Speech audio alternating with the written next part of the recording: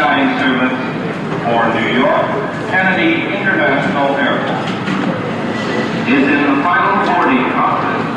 All passengers should now have cleared with the United States Customs and Immigration and be on board through departure lounge at gate 40. Flight 506.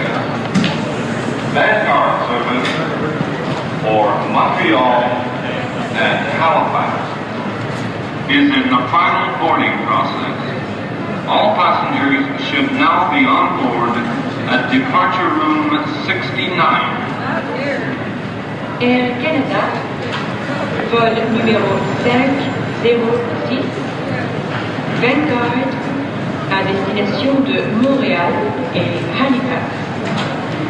L'embarquement se termine et tous les passagers devraient déjà être montés à bord par la porte numéro 69.